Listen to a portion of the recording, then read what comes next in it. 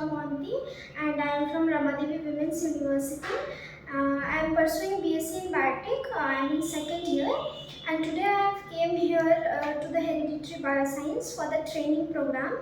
And actually, Hereditary Bioscience is conducting a hands-on training program for the students. So I found actually my teacher has given me this opportunity and this message that you should go and you should participate there. So I came here, and this is amazing. This is really good. This is really helpful, and I would request you all to come and take the opportunity further. And this is really helpful. I learned various things.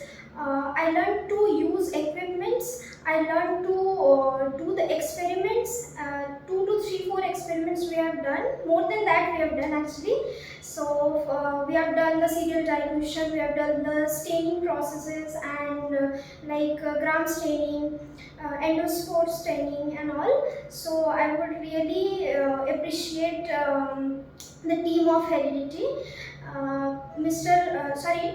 Dr. Gopal Purohit sir. He is the founder of this Heredity Bioscience, and the co-members of this Heredity Bioscience is really helpful, and they are really cooperative. They cooperate with us. They taught us various things. So I would request you all to come and participate in this seminar or training. Thank you.